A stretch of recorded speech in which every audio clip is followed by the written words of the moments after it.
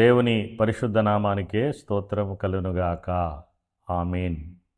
ప్రభువైన యేసుక్రీస్తు వారి నామములో మీ అందరికీ శుభములు. ఈరోజు 32వ కీర్తనలోని 5, 6 వచనాలను మనం ధ్యానం చేద్దాం. 32వ కీర్తన 5, 6 వచనాలు. నా దోషమును కప్పుకొనక నీ ఎదుట నా పాపము ఒప్పుకొంటిని. యెహోవా సన్నిధిని నా అతిక్రమములు ఒప్పుకొందుననుకొంటిని. నీవు నా పాపదోషమును పరిహరించియున్నావు. కావున నీ దర్శన కాలమందు భక్తిగల వారందరూ నిన్ను ప్రార్థన చేయుదురు. విస్తార జల ప్రవాహములు పొరలి వచ్చినను నిశ్చయముగా అవి వారి మీదికి రావు. దావీదు ఈ కీర్తనలో తన స్వంత అనుభవాన్ని వివరిస్తూ ఉన్నాడు, ధ్యానిస్తూ ఉన్నాడు.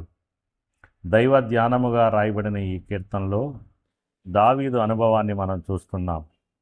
దావీదు దేవుణ్ణి వెతకి కనుగొని దర్శించి తన అనుభవపూర్వకమైన మాటల్ని చెప్తున్నాడు. దేవుణ్ణి కనుగొని దర్శించిన వారు దేవునికి ప్రార్థనలు భయభక్తులతో చేస్తూ ఉంటారు. వీరికి దేవుడిచ్చిన ఒక వాగ్దానం కూడా ఇక్కడ రాయబడింది. విస్తార జల ప్రవాహములు పొరలి వచ్చినను అవి వారి మీదకి రావు. విస్తార జల ప్రవాహములనగా మన జీవితంలో అప్పుడప్పుడు ఎప్పుడైనా మనం ఎదుర్కొనే శోధనలను సూచిస్తూ ఉన్నవి. అటువంటి సమయములో ఒక క్రమమైన ప్రార్థనా జీవితం కలిగిన మనల్ని దేవుడు కాపాడుతూ ఉంటాడు. ఆ శోధనలను మనమేమీ జయించలేనటువంటి స్థితిలోనికి తీసుకుని వెళ్లకుండా జయించేవారిగా మనల్ని దేవుడు బలపరుస్తాడు. దావీదు దైవ దర్శనం పొందటానికి ఒక ప్రాముఖ్యమైన కారణం 5వ వచనంలో మనం చదువుకున్నాం. అది పాప పరిహారం పొందిన దావీదు. తన పాపమును కప్పుకొనక ఒప్పుకున్న దావీదుని అతని పశ్చాత్తాపమును బట్టి, మారు మనస్సును బట్టి దేవుడు క్షమించి పాప పరిహారాన్ని అనుగ్రహించాడు, పాపక్షమాపణ అనుగ్రహించాడు. కనుక ప్రతి విశ్వాసి దేవుని యందు భయభక్తులు కలిగి ప్రార్థనలు చేయుచు ఉండాలి. 99వ కీర్తన 6వ వచనములో కొంతమంది భక్తుల గురించి ఈ రీతిగా రాయబడింది. 99వ కీర్తన 6వ వచనాన్ని మనం చదువుకుందాం. ఆయన యాజకులలో మోషే అహరోనులుండిరి. ఆయన నామమును బట్టి ప్రార్థన చేయు వారిలో సమూయేలు ఉండెను. వారు యెహోవాకు మొర్రపెట్టగా ఆయన వారికి ఉత్తరమిచ్చెను. మేఘస్తంభములో నుండి ఆయన వారితో మాటలాడిను. ఎంత మంచి మాట! దేవునికి మోషే, అహరోనులు, సమూయేలు ప్రార్థనలు చేశారని, వారి ప్రార్థనలను దేవుడు ఆలకించి ఉత్తరమిచ్చాడని ఇక్కడ రాయబడింది.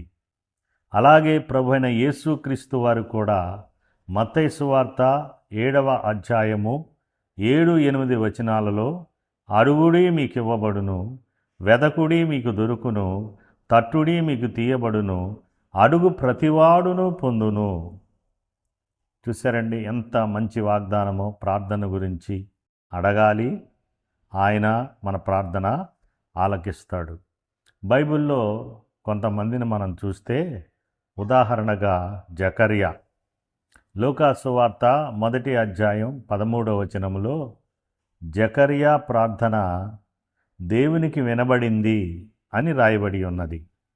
జకర్యా తనకొక కుమారుడు కావాలని ప్రార్థన చేయుచూ ఉన్నాడు. అతని ప్రార్థన దేవుని సన్నిధికి వినబడిందని రాయబడి ఉన్నది.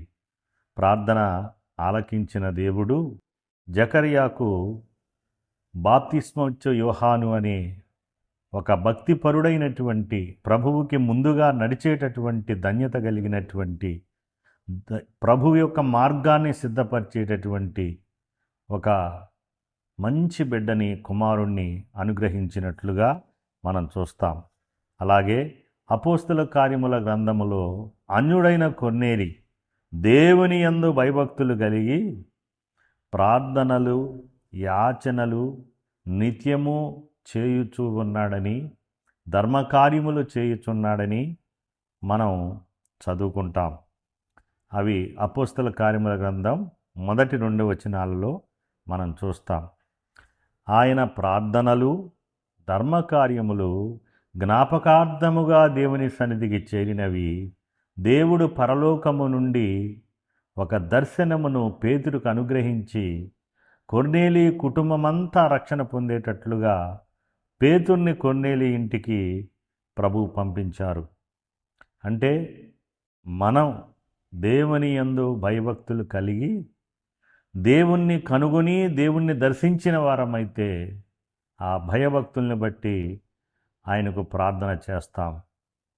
మరి దేవుని యందు భయభక్తులు కలిగి ఉండే వారిలో ప్రాముఖ్యముగా 3 లక్షణాలను మనం బైబిల్లో చూస్తాం. యోబు గ్రంథము 1వ అధ్యాయము 1వ వచనం చదువుకుంటే అక్కడ యోబుని గురించి రాయబడిన మాట, ఊజు దేశమునందు యోబు అని ఒక మనుషుడుండెను. అతడు యథార్థ వర్తనుడును న్యాయవంతుడునై దేవుని యందు భయభక్తులు కలిగి చెడుతనమును విసర్జించినవాడు. యోబు చెడుతనమును విసర్జించినవాడు. దేవుని యందు భయభక్తులు కలిగిన వాడై చెడుతనమును విసర్జించిన వాడిగా యోబుని మనం చూస్తూ ఉన్నాం. యోబు యొక్క జీవితం మనందరికీ తెలుసు. అతడు శ్రమలలో నిలువబడి బంగారముగా మారాడని, దేవుడు అతన్ని రెండింతలుగా ఆశీర్వదించాడని, ఈనాటికి ఆయన మనందరికీ ఒక మాదిరిగా ఉన్నాడని మనం చూస్తాం.